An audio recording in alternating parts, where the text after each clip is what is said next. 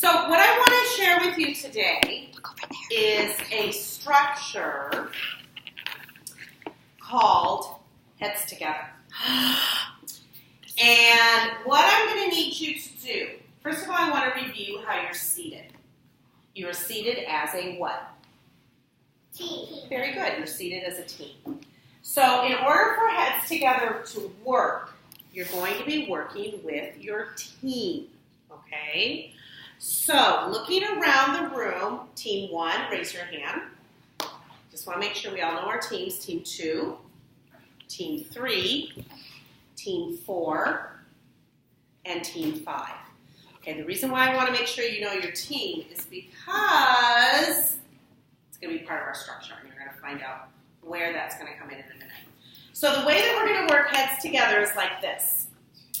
I am going to pose a question. That means I'm going to ask everybody a question. Normally, when we ask a question, you do what? You raise your hand, and I call on you, and you answer it. Well, here's the beauty of Heads Together. Heads Together, nobody is going to be raising their hand. Because what's going to happen is when I ask you a question, you are going to come up out of your seat. You're going to come together with your team, and your heads are going to come together.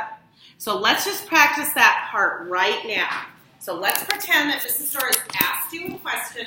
Let's practice coming out of our seats and getting really close together with our team. Okay, nobody needs to move. Oh, look at team 1. Ignatius, you need to come in. Look at team 2, team 5. You look awesome. Perfect. Okay, now, sit down. When you come super close together like that, you're going to come up with an answer to my question. Are you listening? You're but going to here's know how what to you're do. going to do it. You're going to whisper your answer and your thoughts. You're going to whisper with your team members what you think the answer is. Why do we whisper our answers? Why do we whisper our answers? Charlotte, what's your thought? Because if you like say your thought really loud, the other team might get it, and then you won't. That's right. Very good. We're going to whisper our thoughts and our answers with one another because we don't want any other team to hear what's going on in our brains. Okay? We're going to whisper. And we're going to come to an answer that we agree on. What is an answer that we all agree on? And as soon as we come together with that answer, guess what we do? We sit back down. And then I will know your team is ready to answer. Okay, so let's practice that. Marley, what do you want to ask? What if, let's say, table 5 has the same answer as table 3, except they don't say it out loud. Okay. That is going to happen, and that's a good thing because it means that we're all thinking of the right answer, the same answer. It's good. That will probably happen. Okay, that's a good question. Okay, so here's what we're going to do. We're going to practice getting up, whispering. You're going to whisper with your team members your name. Just whisper your name so we practice whispering. And then as soon as you each have said your name, quietly sit down. Okay? Heads together.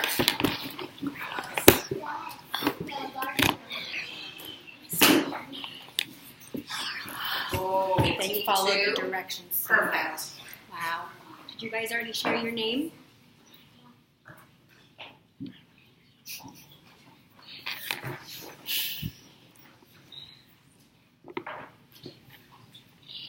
Perfect.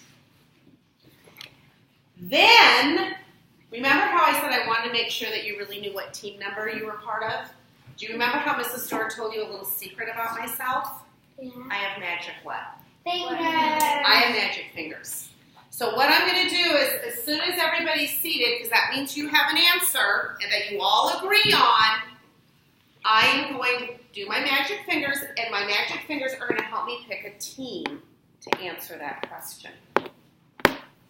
Okay? And then I'm going to pick somebody at that team. I'll probably touch you on the head, and you will become that representative for that team. And you will tell the class what your answer came up, what you came up with, is your answer. Okay? So Obi, let's pretend I pick you as the representation. You are representative. Stand up. Tell me the names of the people at your team. Grace, Carla, Henry. And? Toby. Nice. Okay? Okay, so do you kind of see how this is going to work a little bit? Yes. Okay, so we're going to practice it. We're going to do it. We're actually going to do this structure. So what I'm going to invite you to do at this moment is take out your super magazine.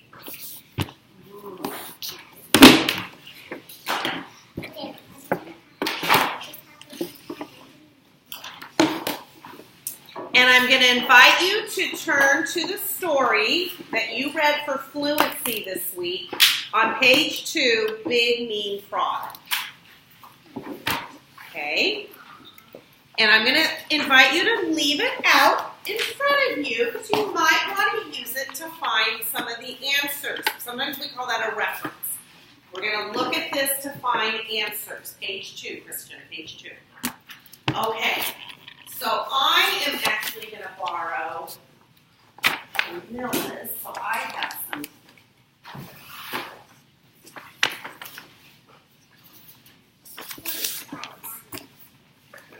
Okay, here we go. All right. Now, is anybody going to raise their hand during this structure? No.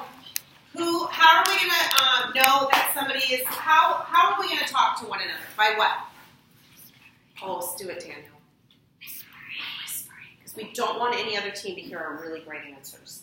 And then, how are you going to know that I'm going to call on you? What do I have? Magic fingers. Very good. Okay.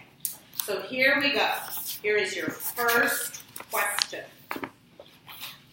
How long was, during the dinosaur time, how long was this frog? Hands together. 16 inches.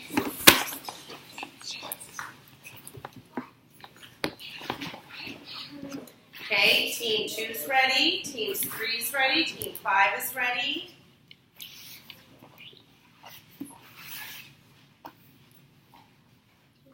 Team 4 is ready. Okay, here we go. Team 4, please stand.